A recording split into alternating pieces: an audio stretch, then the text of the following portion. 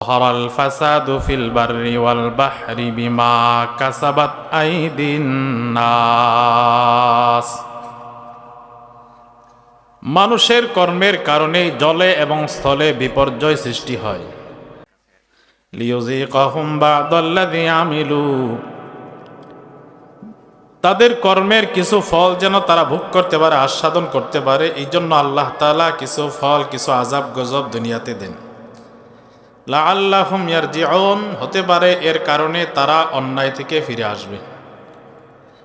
তো এই আয়াত বলছে মানুষের কর্মের কারণে জমিনের ভিতরে নানা রকমের ফিতনা, ফাসাদ, দাঙ্গামা, হাঙ্গামা, ঝগড়া, মারামারি, আল্লাহর আসমানি আযাব গজব বর্ষিত হয়।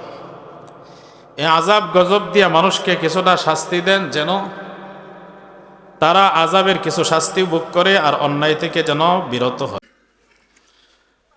আমার পঠিত আয়াতের মাধ্যমে আমরা জানতে পারলাম দুনিয়াতে যত বিপর্যয়, আযাব গজব আসমান থেকে আসে, এগুলো মানুষের কর্মের কারণে হয়। এবার কৌতূহল জাগে, মানুষের কি কি কর্মের কারণে আল্লাহ তাআলা আযাব গজব দেন? জানার ইচ্ছে জাগে না? যে হাদিসখানা পাঠ করেছি তিরমিজি শরীফের 2211 নম্বর বর্ণনা, উক্ত হাদিসে রাসূল করিম সাল্লাল্লাহু আলাইহি ওয়াসাল্লাম 15টা অন্যায়ের কথা বলছেন, অপরাধের কথা বলছেন। রাসূল বলেন, এই অন্যায়মূলক কাজগুলো সমাজের মানুষ যখন শুরু করে দেয়, আল্লাহ তাআলা ওই এলাকার মানুষের উপর একের পর এক আযাব গজব নাজিল করতে থাকে। বলেন নাউযুবিল্লাহ।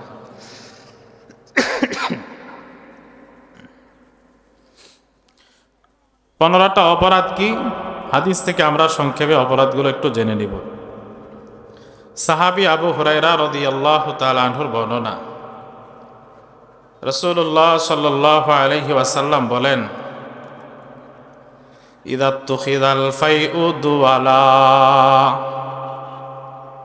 কোন দেশে যখন রাষ্ট্রীয় সম্পদকে ব্যক্তিগত সম্পদের মতো মনে করা হবে, ওয়াল আমানাতু মাগনামা, গনিমতকে যখন লুটের মাল মনে করা হবে, ওয়াজ যাকাতু মাগরামা, যাকাত দেওয়াকে যখন জরিমানা মনে করা হবে, ওয়া তুল্লিমা লিগাইরিদ্দিন, বদ্দিনের শিক্ষা যখন সমাজের মুসলমানরা গ্রহণ করবে,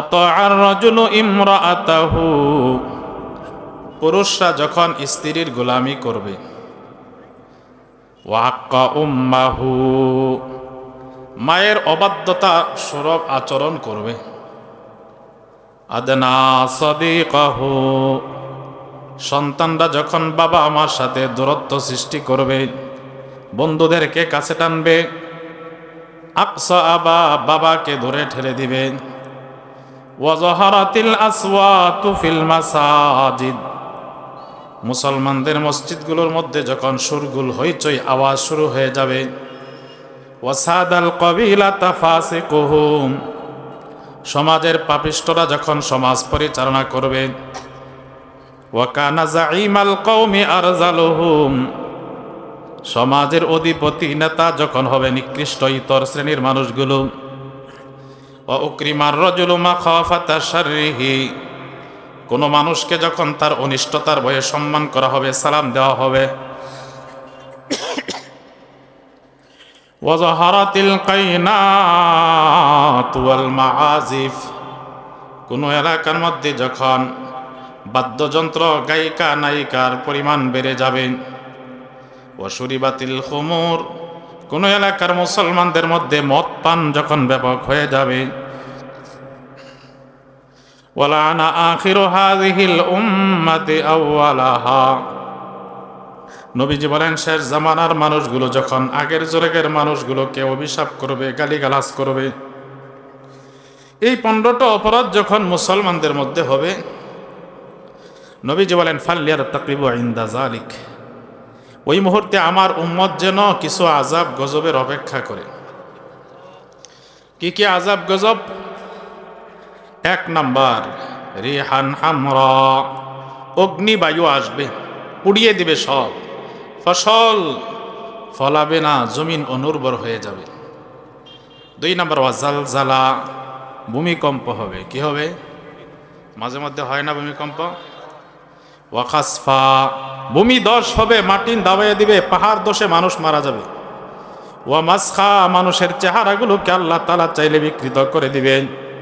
ওয়াকাসফা, আকাশ থেকে পাথর বৃষ্টি বর্ষণ হবে, শিলা বৃষ্টির কারণে সব লন্ডভন্ড হয়ে যাবে।